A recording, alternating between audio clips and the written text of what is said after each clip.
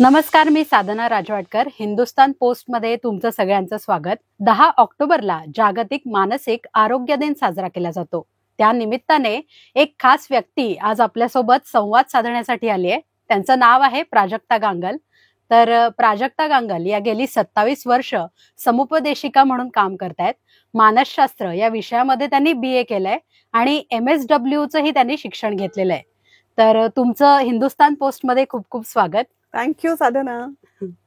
तर आपण मानसिक आरोग्य दिनाविषयी चर्चा करतोय. तर मी हा प्रश्न विचारेन की सध्या मुलांमध्ये सगळ्यात जास्त कोणत्या मानसिक समस्या जाणवत आहेत आणि पालक त्याच्याविषयी किती जागरूक आहेत? धन्यवाद साधना, आज मला इथे बोलवल्याबद्दल. आणि त्याच निमित्ताने सावरकर स्मारकाचे आणि हिंदुस्तान पोस्टचे देखील मी आभार मानू इच्छिते. कारण जागतिक मानसिक आरोग्य दिवस हा 10 ऑक्टोबरला सगळीकडे साजरा केला जातो. पण त्या एका दिवसापुरतं मानसिक आरोग्याचं महत्व नसून रुटीन लेवलवरती रेग्युलर लाईफमध्ये आपल्या काय आपण करू शकतो त्या विषयाला तुम्ही आज हात घालताय, त्यासाठी तुमचं अभिनंदन सर्वप्रथम. आणि आता तुमच्या प्रश्नाकडे येते. मुलांना आत्ताच्या वेगवेगळ्या वयोगटातल्या खरोखर त्रास जाणवतोय. स्ट्रेस खूप त्यांना येतोय. कॉम्पिटिशन प्रचंड प्रमाणात आहे आणि पालकत्वाचे जे वेगवेगळे प्रकार आपण बघतो त्याच्यामध्ये 1-2 आत्ताची ही मुलं आहेत घराघरांच्या मध्ये, त्यांच्यावर पूर्ण कॉन्सन्ट्रेशन असतं. त्यामुळे वेगळं प्रेशर देखील असतं. करिअर कुठलं करावं हे प्रेशर असतं. स्वतःची मतं कळण्याच्या आत कधी कधी त्यांना खूप जास्ती कॉन्फिडन्स पण आलेला असतो, वृथा असतो किंवा खरा असतो. तर या सगळ्याचं मिळून सोशल मीडिया शिवाय त्याच्यात भर घालणारा आहेच, म्हणून त्यांच्यावरती वेगवेगळ्या प्रमाणात ताण असतो. एन्झायटी आहे, डिप्रेशन आहे, कंटाळा आहे, नात्यांच्या विषयी अस्थिरता बऱ्याच तरुण मुलांच्या मनामध्ये आहे. आणि होतकरू मुलं ज्यांना आपण म्हणतो, लग्नाविषयी किंवा लग्न संस्थेविषयी साशंकता आहे आज बऱ्याच तरुण पिढीच्या मनामध्ये. त्यामुळे ताण हा सगळ्या वयातल्या लोकांना आहे, हे तर आपण नाकारू शकत नाही. मग त्या ताणाला रिलीज कसा द्यायचा, त्याच्यावर सोल्युशन्स कशी काढायची याकडे आपण येणार आहोतच. तुमचा पुढचा प्रश्न होता, पालकांना याविषयी जागरूकता आहे का? तर काही प्रमाणात आहे, पहिल्यापेक्षा भरपूर जास्ती प्रमाणात आहे. कारण असे पॉडकास्ट होतात, शाळा कॉलेजांमध्ये आता बऱ्याच ठिकाणी समुपदेशक नेमले जातात, वेगवेगळ्या संस्थांमध्ये असतात. नवीन शिक्षण पॉलिसी जी आता येते त्यानुसार सगळीकडे काउन्सिलर्स कंपल्सरी केले जात आहेत. सो मेंटल हेल्थ अवेअरनेस सगळीकडे क्रिएट होतोय. परंतु अनेक मध्यम वर्गीय घरांच्या मध्ये अजूनही साधारण काउन्सिलिंग किंवा प्रोफेशनल हेल्प घेणं, मनाविषयी काही प्रॉब्लेम वाटला तर वर्तणुकीविषयी काही जास्त जाणवत असेल मोठ्यांच्या लहानांच्या, तर लगेच जाऊन प्रोफेशनल मदत, सुयोग्य निर्णय घेण्यासाठी मदत घेणं हे बाकी अजून हवं तेवढ्या प्रमाणात दिसत नाही. दाबून टाकण्याकडे बऱ्याचदा कल घराघरांच्यातनं दिसतो. Keeping things under carpet. किंवा आमच्या वेळेला असं नव्हतं तर आम्ही नाही का मॅनेज केलं, आमच्या वेळेला डिसिप्लिन होतं, आई वडील म्हणायचं ते आम्ही ऐकायचो, किंवा आमच्या वेळेला या वस्तू मिळाल्या नाहीत, आम्ही तुम्हाला इतकं प्रेम देतो, इतक्या वस्तू देतो, तर त्याची जाण ठेवा, असं सांगणारी लेक्चर्स पण मुलांना बऱ्याचदा पालक देताना दिसून येतात. किंवा मगाशी मी म्हटलं तसं पालकत्वाच्या वेगवेगळ्या स्टाईल्स आहेत. आपल्या हौशी किंवा आपल्या इच्छा पूर्वी राहिलेल्या होत्या, त्या नकळत प्रेमापोटी मुलांवर दाबणारे, लादणारे देखील पालक बऱ्याचदा दिसून येतात. हेलिकॉप्टर पेरेंटिंग करणारे, म्हणजे मुलांच्या सगळ्या भावविश्वामध्ये सतत डोकवत राहणारे, खूप जास्ती त्यांना सजेशन्स देणारे, फ्रीडम न देणारे, त्यांना स्पेस न देणारे पालक पण आहेत. डॉमिनेटिंग, कमांडिंग पालक पण आहेत. किंवा काही वेळेला लिनियंट पालक पण आहेत, जे करताय ते करा, हरकत नाही, तुम्हाला आम्ही मोकळं सोडलंय.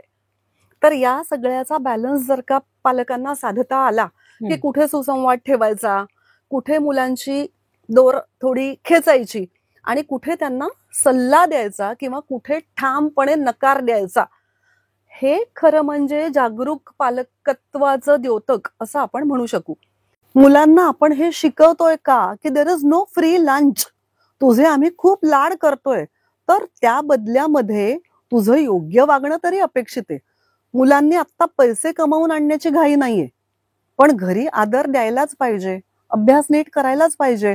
भलत्या चलत्याच्या संगतीत न जाता आपल्या आयुष्याची प्रायोरिटी नक्की काय आहे ते ठरवायला पाहिजे, ती आखणी करायला पाहिजे. त्याच्यासाठीचं टाइम टेबल घरच्यांशी बसून एकदा डिस्कस करायला पाहिजे की आपल्याला करिअर काय करायचं आहे, आपल्या प्रायोरिटीज बाकीच्या काय आहेत, आपले प्लॅन्स काय आहेत. तर हे सुसंवादाने नक्कीच शक्य होऊ शकतं. प्रॅक्टिकल अप्रोच जर का ठेवला तर करिअरमध्ये पण फायदा होऊ शकतो आणि मेंटल हेल्थ सावरण्यामध्ये पण निश्चित फायदा होऊ शकतो.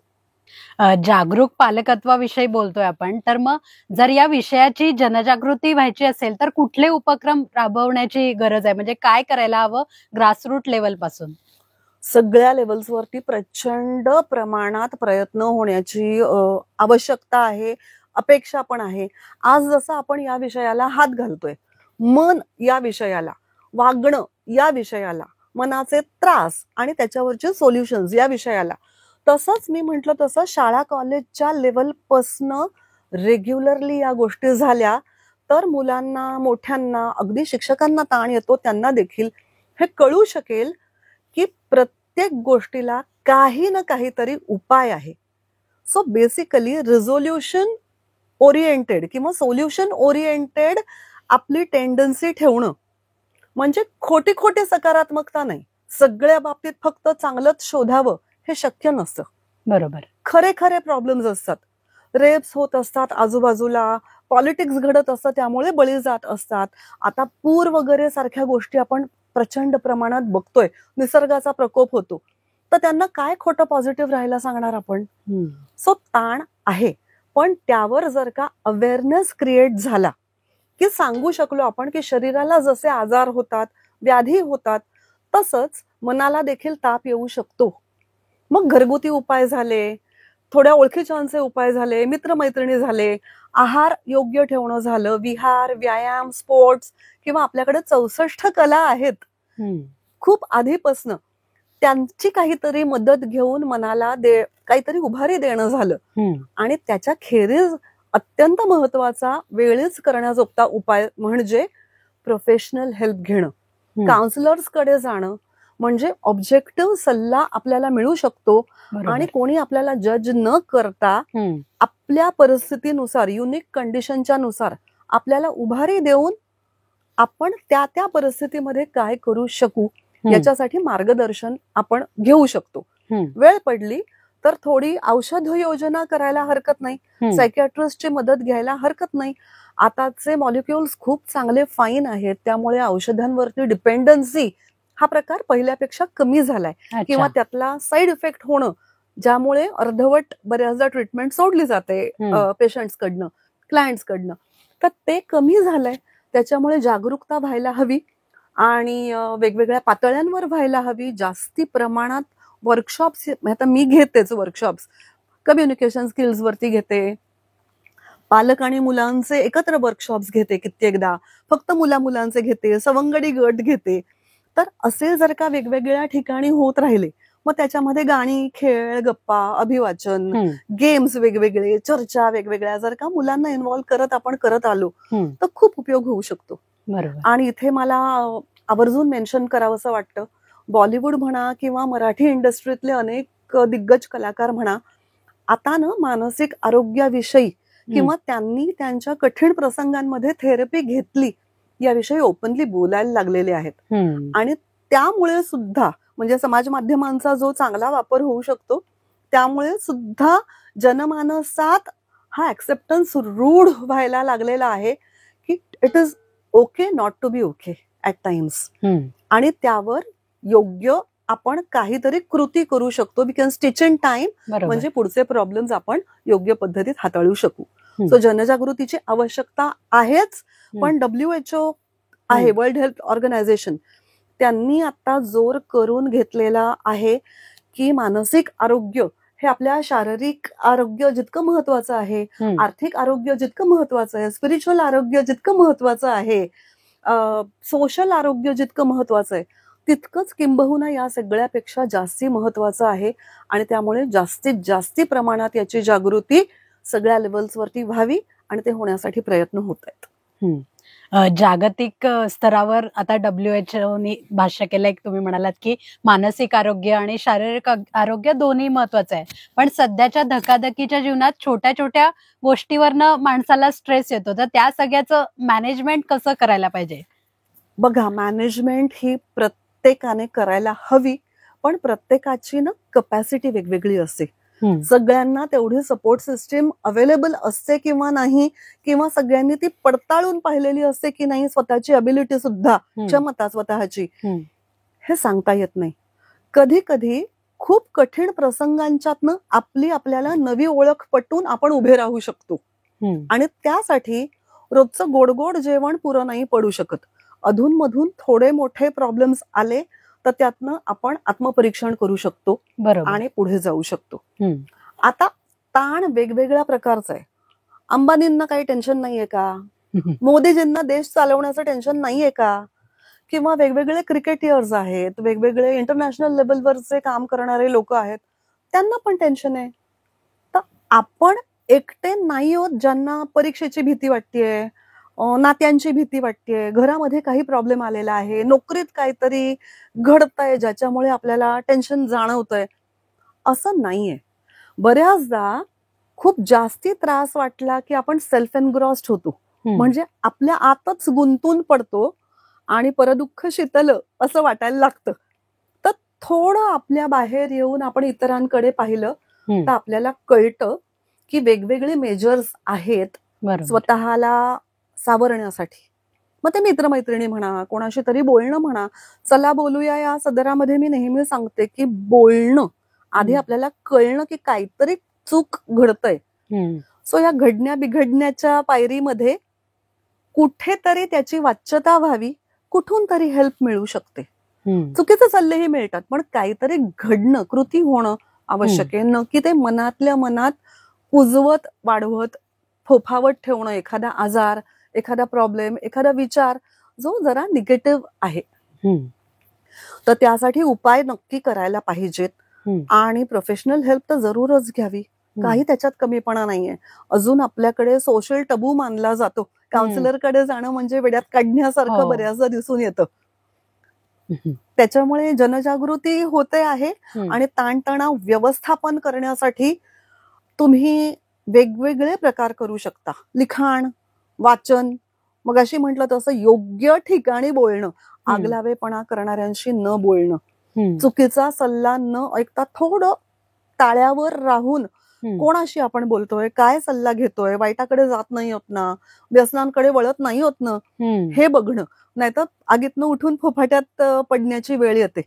प्रॉब्लेम मध्ये असलेली बरीच मुलं खोटं बोलायला लागतात, वेगवेगळ्या चुकीच्या अफेअर्स मध्ये गुंततात किंवा व्यसनांच्याकडे वळू शकतात, चोऱ्या करतात घरामध्ये. जास्ती प्रमाणात काही असलं, इन्सिक्युरिटी मनात असली तर ती पैशातनं भागवण्याचा प्रयत्न करतात आणि सिच्युएशन आणखीन ढासळते. तर मॅनेजमेंट करण्यासाठी वेगवेगळे उपाय आहेत.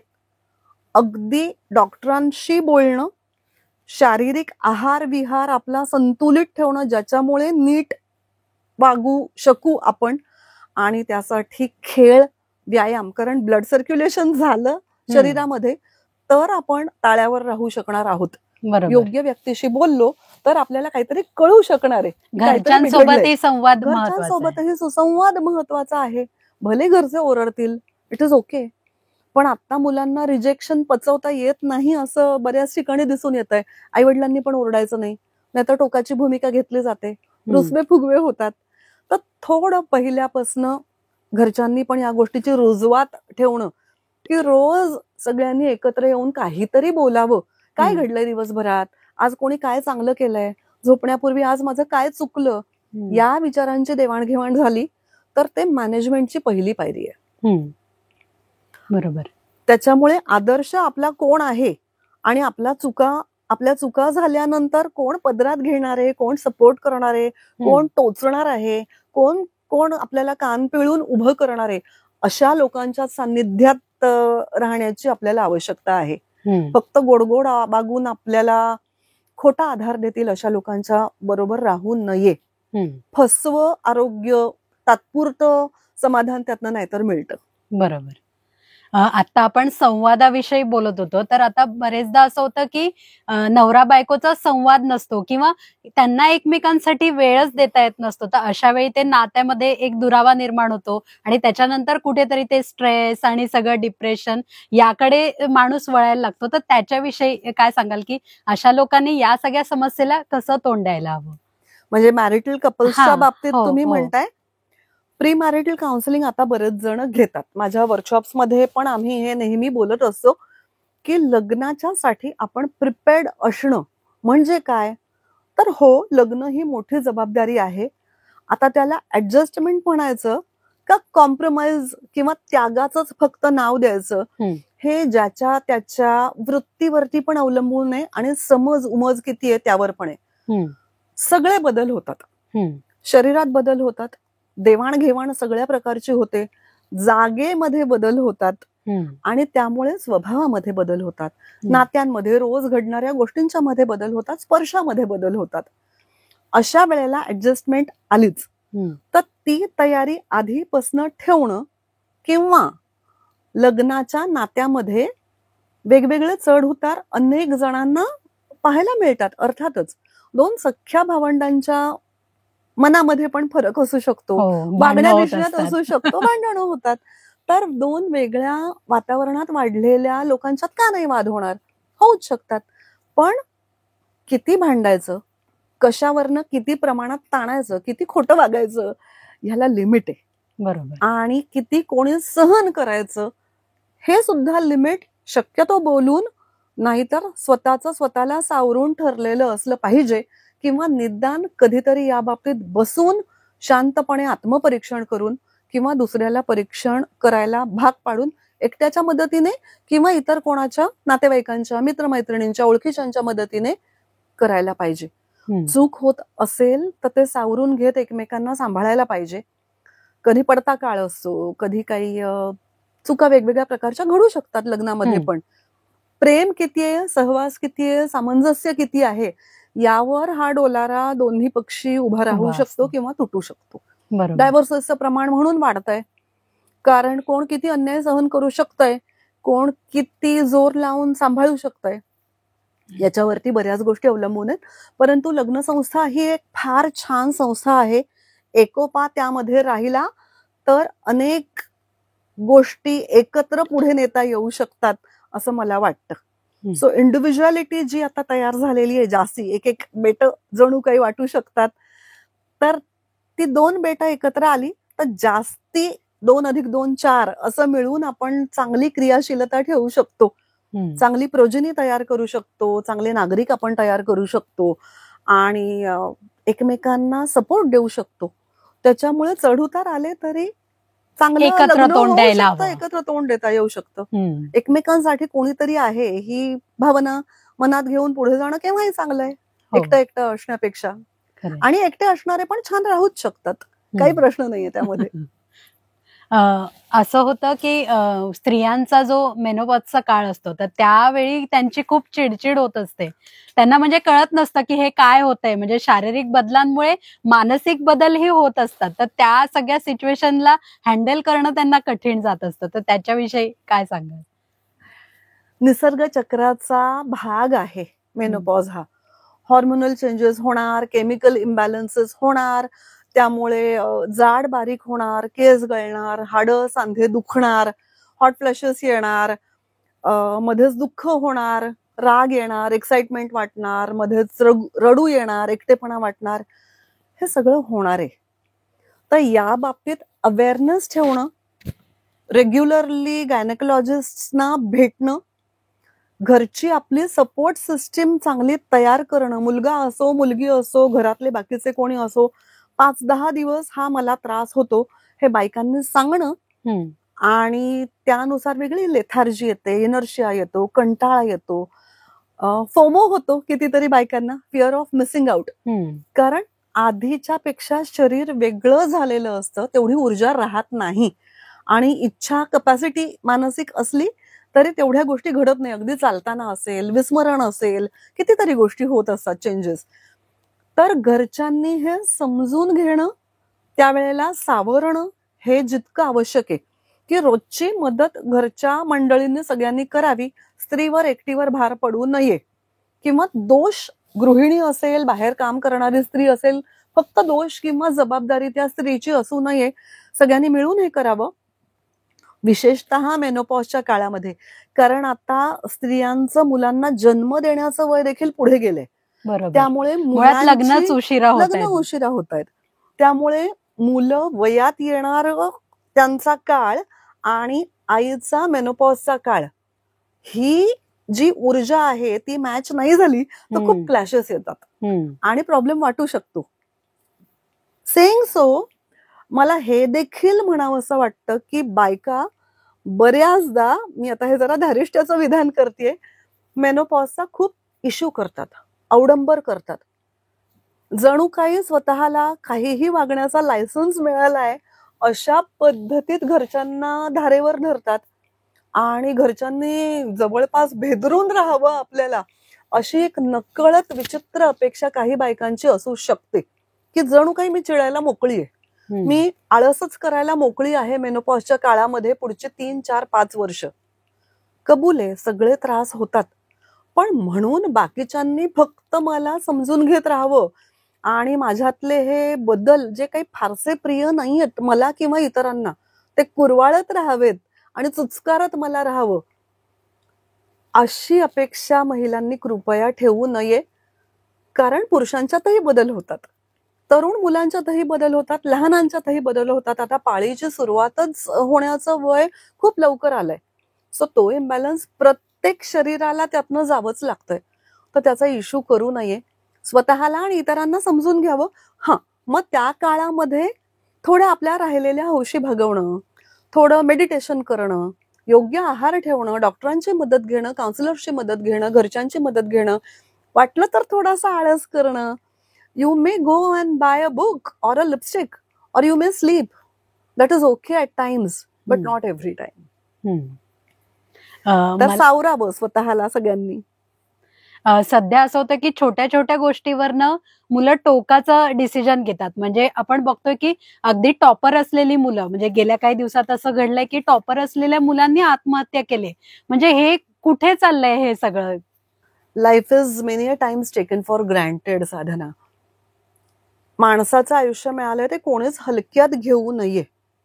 त्यामुळे आत्मभान ठेवणं जितकं गरजेचं आहे व्यक्ती म्हणून, तितकंच स्वतःचा खून करणं हे लिगली आणि मॉरली देखील हा गुन्हा आहे. कदाचित प्रॉब्लेम प्रचंड असेल आणि काही कोणाची मदत नसेल, खूप अन्याय झालेला असेल आणि आत्महत्या केल्यामुळे ती व्यक्ती कदाचित सुटेलही, खरी खोटी, त्या प्रसंगातनं, पण त्या व्यक्तीच्या आजूबाजूच्या अनेकांवरती, अनेक पिढ्यांपर्यंत सखोल निगेटिव्ह परिणाम होत राहतात. त्यामुळे कठीण प्रसंगामध्ये आपण कोणाचा हात धरू शकतोय, म्हणजे काही बाबतीत पोलिसांचा, काही बाबतीत डॉक्टरांचा, काही बाबतीत घरच्यांचा, काही बाबतीत वाचनाचा, काही बाबतीत महिला संघटनांचा, काही बाबतीत शिक्षकांचा, किंवा काही बाबतीत आपल्या आतल्या आवाजाचा. आपण कोणाची मदत घेऊ शकतोय हे कुठल्याही गोष्टीला रिॲक्शन देण्याच्या अगोदर थोडा ठहराव घेऊन प्रत्येक व्यक्तीने बघितलं तर फायदा होऊ शकेल. इम्पल्सिव्हली कुठलीही कृती करू नये, किंवा आत्महत्येसारखी गोष्ट प्लॅनफुली पण करणारे अनेक वयातले अनेक जण आपल्याकडे केसेस आहेतच. आता नावं अर्थातच मी घेणार नाहीये कोणाचीच, पण वेगवेगळ्या वयामध्ये आत्महत्या करणं म्हणजे काय, तर मनाविरुद्ध काहीतरी झालंय, आत्मसन्मानाला तडा गेलाय आणि त्यामुळे हे आयुष्य संपवण्याकडे कल जातोय. अनफॉर्च्युनेटली जागतिक पातळीवरती भारताचा 7वा क्रमांक आहे आत्महत्या करण्यामध्ये. बापरे. म्हणजे आपलं मन किती कच्चं होत चाललंय. आपल्या मनात रिजिडिटी येते का, इगो वाढतोय का, फ्लेक्झिबिलिटी कमी होतीये का, हा प्रत्येकाने आपल्याला विचारण्याचा प्रश्न आहे. किंवा आपल्याला नकार पचवता येत नाहीये का, किंवा आपला रेझिलियन्स कमी पडतोय का, की प्रॉब्लेम आल्यानंतर पडल्यानंतर त्यातनं उभं राहण्याची वृत्ती, उमेद आपल्याला आपल्या वातावरणातनं मिळत नाहीये का. मग आपण सगळ्यांनीच हा प्रयत्न आता करायला हवा की वेगवेगळ्या प्रसंगांना तोंड देण्यासाठी आधीच्या लहान मुलांच्या पातळीपासनं खंबीरपणा तयार करणं, लहानपणापासून या गोष्टींची रुजवात करणं की नकार मला मिळेल, माझी वेळ येईपर्यंत मला थांबावं लागेल, घरी लाड आणि प्रेम ह्याच्यामध्ये माझे पालक गोंधळ घालणार नाहीत, आणि खूप माझ्यावर प्रेम असलं तरी सगळ्या वस्तू मला मिळणार नाहीत, माझी योग्यता असेल त्याच वेळेला मला गोष्टी मिळतील. ही जेव्हा सुरुवात होईल तेव्हा आत्महत्यांचं प्रमाण कमी होईल. आता याच्यामध्ये सुसंवाद आला, इनहेरिटेड पार्ट थिंकिंगचा आला, थिंकिंग प्रोसेसचा. अनेक सायकोलॉजिस्ट याच्यावरती कामं करतायत, सायकियाट्रिस्ट याबद्दल सांगतायत, पेपरांच्या मध्ये लिहून येतं, पॉडकास्टवरती आपण बोलत असतो की कुठल्याही पुढच्या पिढीपर्यंत मन म्हणजे काय हे समजून घेण्याची आता नव्याने वेळ आलेली आहे आणि आपल्याला स्वतःला उभारी देण्याची वेळ आली आहे. त्याचबरोबर कोणाहीवर आंधळा विश्वासही ठेवायचा नाहीये. स्वतःला घडवणं हे आपल्या हातात जर आहे, शिक्षणाच्या मदतीने, इतर कसल्याही गोष्टींच्या मदतीने, तर ती वेळ महत्वाची सावरणं. आणि there is always a tomorrow. हा सगळा एंड नाही होते आणि आपण तो ओढावून करू नये. त्याच्यामुळे आत्महत्या is definitely a big no. इतरांकडे बघितलं तर आपल्याला कळतं आपण फार सुखात असतो. अगदी राहायला जागा नसेल, कपडे नसले, खायला अन्न नसलं तरी देखील आपण श्वास घेऊ शकतोय, तो स्वतःहून संपवायचा नाही. बरोबर. आता आपण म्हटलं की आपलं आयुष्य आपणच घडवू शकतो, तर मानसिक आरोग्य आणि व्यक्तिमत्व विकास या दोन गोष्टीची सांगड कशी घालता येईल? खूप छान प्रश्न आहे हा. कारण या दोन्ही गोष्टी इतक्या इंटरकनेक्टेड आहेत की मानसिक आरोग्य नीट असेल तर अर्थात प्रॉब्लेम सॉल्व्हिंगची मेथडॉलॉजी बरी असणार आहे. बरोबर. किंवा इमोशनल कोशंट बरा असेल तर पुढे रोज एक एक स्टेप जाण्याची उमेद असणार आहे. सो ही मानसिकता तयार करणं की if I am in a problem तर आय टेक हेल्प, त्याच्यात कमीपणा नाहीये. चुकण्यामध्ये काही प्रॉब्लेम नाहीये. चुकण्यानंतर चूक सुधारून पुढे जात नसू तर त्यामध्ये प्रॉब्लेम आहे. त्यामुळे अशी मेंटॅलिटी तयार करणं, त्यासाठी प्रयत्नशील राहणं हे आपल्या हातात आहे आणि आपण ते करायला पाहिजे. म्हणजे आता शेवटी विकास म्हणजे काय, तर रोज एक स्टेप पुढे जाणं. आता काउन्सिलिंग मध्ये आम्ही असं म्हणतो की counselling is not only problem solving, it is also development, enhancement. की रोज आपण कालच्या पेक्षा बरा विचार करू शकतोय ना, त्यासाठी आपण काय वाचतोय, कोणाशी बोलतोय, काय खातोय, कुठल्या स्पोर्ट्समध्ये इन्व्हॉल्ड आहोत, स्क्रीनवरती सुद्धा आपण काय बघतोय, वैचारिक पातळी आपली आपण काय ठेवतोय, शिक्षकांचा कसा आपल्याला सल्ला मिळू शकतोय, मित्रमैत्रिणी काय लेवलचे आहेत, हे जर का आपण पाळू शकलो तर आपलं मानसिक आरोग्य निश्चितपणे नीट राहणार आहे. आणि थोडं ढासळलं काही कारणामुळे तर सोल्युशन ओरिएंटेड आपली टेंडन्सी आहे ना, खोटी सकारात्मकता नाही, पण there is always a tomorrow हे फिलिंग आहे ना, ते आपण आणतोय ना, त्यासाठी प्रयत्न करतोय ना. तर या दोन्ही गोष्टी अत्यंत महत्वाच्या आहेत आणि त्यामध्ये आपण नक्की उपयोग चांगल्या गोष्टींचा करून घेऊ शकतो. सध्या आपल्या देशामध्ये ज्येष्ठ नागरिकांचं प्रमाण खूप आहे आणि ज्येष्ठ नागरिकांना सगळ्यात जास्त जाणवणारी समस्या म्हणजे एकटेपणा. तर त्या सगळ्याशी कसं त्यांनी डील केलं पाहिजे किंवा कुटुंबांनी त्यांना कसा सपोर्ट द्यायला हवा? ज्येष्ठ नागरिकांचा प्रॉब्लेम वेगवेगळ्या लेवलवरती जाणवतो. एकटेपणा हा त्यातला अत्यंत महत्वाचा भाग आहे.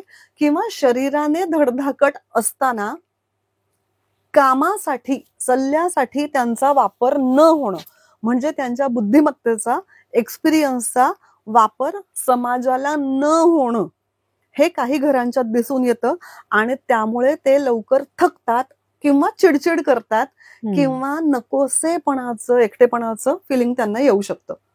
पण याचबरोबर जसं आपण बघतो की तरुण पिढीमध्ये खूप जास्ती ऊर्जा आहे, त्यांना खूप संधी आहेत, ते खूप चांगल्या पद्धतीत स्वतःला आता फोकस्ड अटेन्शन ठेवून घडवतायत.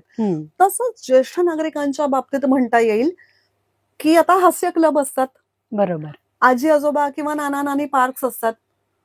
आता सोशल मीडियाचा वापर आहे, व्हॉट्सअप म्हणा किंवा इतर गोष्टींमुळे ते त्यांच्या समवयस्करांशी कनेक्टेड राहू शकतात.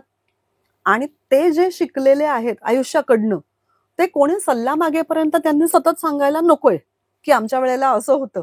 कारण काळ बदललाय ना, तर ती उदाहरणं लागू नाही पडत. पण स्वतःला आदर मिळवण्यासाठी आणि समाधान मिळवण्यासाठी, त्याचबरोबर स्वतःच्या वागणुकीतनं इतरांना प्रसन्न वाटेल असं वागण्यासाठी घराघरांच्यातनं प्रयत्न होऊ शकतात. काही वृद्धाश्रम देखील आहेत जिथे घरात खूप सामंजस्य असलं तरी देखील काही अडचणी असतात. लोक बाहेर असतात, देशाबाहेर असतात, नाही सांभाळू शकत पालकांना. तर राजी खुशीने अनेक जण वृद्धाश्रमात जाणारे आहेत. त्याला प्रत्येक वेळेला दुःखाचीच किनार आहे किंवा टाकून दिलंय अशीच भावना आहे असं नाहीये. तर आपण थोडं हेल्दीली बघायला पाहिजे. वयस्कर व्यक्तींकडे, ज्येष्ठ नागरिकांकडे आत्ताच 1 ऑक्टोबरला ज्येष्ठ नागरिक दिन झाला. त्यानिमित्ताने आम्ही शाळांच्या मध्ये आजी आजोबा दिवस पण घेतो. अच्छा. की नातवंड आणि आजी आजोबांच्यातला सुसंवाद कसा होऊ शकतो, की आजी आजोबा आत्ताच्या काळात सुद्धा मुलांना नक्की गोष्ट सांगतायत ना, झोपताना म्हणा, दिवसभरात केव्हा. तर त्यांना या निमित्ताने शिवाजी महाराजांची, टिळक आगरकरांची ओळख होतीये ना, पंचतंत्रातल्या कथा त्यांना सांगितल्या जात आहेत ना, की वेगवेगळे कॅरेक्टर्स, स्वभावातल्या माणसाच्या वेगवेगळ्या भावना नव्या पिढीपर्यंत आजी आजोबा पोहोचवू शकतात या माध्यमातून. आणि त्यांचं आवरण्यासाठी रोजच्या मुलांचं जर का आजी आजोबांची मनापासून मदत होत असेल, जी की होते बऱ्याच घरांच्यात, तर तरुण पिढी कामाकडे, पैसे कमावण्याकडे आणि समाधान पण देण्याकडे जास्त कल ठेवू शकते. सो हा बॅलन्स नक्की अनेक घरांच्यात ठेवता येऊ शकतोय आणि ठेवला पण जातोय बऱ्याच ठिकाणी. ओके. जागतिक मानसिक आरोग्य दिन आहे, तर त्यानिमित्ताने तुम्ही सगळ्या वयोगटाच्या लोकांसाठी काय संदेश द्याल? एक समुपदेशिका म्हणून काय सांगाल की कसं त्यांनी त्यांचा दृष्टिकोन असायला हवा? काहीतरी आपण प्रोएक्टिव्हली करत राहणं आणि प्रॉब्लेम आला तर थिजून न जाणं, इतरांना दोष देत राहण्यापेक्षा किंवा सिच्युएशन मध्ये एखाद्या अडकून राहण्यापेक्षा रेझिलियंटली उभं राहणं आणि पुढे जात राहणं हे आपल्या हातात आहे. ते आपण करायला पाहिजे असं मला वाटतं. संदेश अगदी असं मी नाही म्हणणार, पण इतर अनेक थोरा मोठ्यांकडे आपण पाहिलं तर सगळ्यांना प्रॉब्लेम्स आलेले आहेत. बरोबर. आणि त्यातनं ते उभे राहिलेत म्हणून इतिहास गाजवलेला त्यांनी आहे, म्हणून भूगोल घडलेले आहेत, बिघडलेले पण आहेत. तर त्यातनं आपण शिकायला पाहिजे. आपण काय शिकतोय त्याकडे आपण लक्ष ठेवायला पाहिजे. स्वतःला ओळखायला पण पाहिजे, आपल्या क्वालिटीज वाढवायला पण पाहिजेत, आपल्यातली नकारात्मकता कमी देखील करायला पाहिजे आणि ते आपल्याला शक्य आहे. त्याच्यामुळे WHO ने यंदाची थीम ठेवलेली आहे की प्रत्येकापर्यंत मानसिक आरोग्याची हेल्प पोचली पाहिजे. ती ऍक्सेसिबिलिटी हॉस्पिटल्स मधनं, डॉक्टरांच्या मार्फत, काउन्सिलर्सच्या मार्फत पोचवली जाते. फक्त इमर्जन्सीज मध्ये नव्हे तर अदरवाईज देखील. त्याच्यामुळे पर्सनॅलिटी डेव्हलपमेंट आणि प्रॉब्लेम सॉल्व्हिंग या दोन्ही गोष्टींच्या मध्ये उपाय होऊ शकतो आणि मेंटल हेल्थ प्रत्येकाची नीट राहू शकते असं मला वाटतं. त्यासाठी आपण सगळेच जण प्रयत्नशील राहूयात. आणि या निमित्ताने तुम्ही मला इकडे बोलवलं त्यासाठी पुन्हा एकदा आपल्या सगळ्यांचे आभार आणि सगळ्यांना जागतिक मानसिक आरोग्य दिनाच्या खूप खूप शुभेच्छा. आपलं स्वतःचं आणि इतरांचं मानसिक आरोग्य आपण चांगलं ठेवावं यासाठी ठरवून प्रयत्नशील राहणं हे आपल्या हातात आहे. ते आपण सगळेजण करूयात. धन्यवाद. धन्यवाद ताई, तुम्ही आम्हाला या विषयावर मार्गदर्शन केलं आणि वेगवेगळ्या मानसिक समस्यांना तोंड कसं द्यायचं हे तुम्ही सांगितलं. तर तुम्हाला ही मुलाखत कशी वाटली हे आम्हाला कमेंट करून नक्की सांगा. आणि तुमच्या आजूबाजूला जर एखाद्याला मानसिक समस्या जाणवत असेल तर त्याला नावं ठेवण्यापेक्षा मदत करा. तोच खऱ्या अर्थाने मानसिक आरोग्य दिन साजरा केल्याचं आपण म्हणू शकतो. धन्यवाद.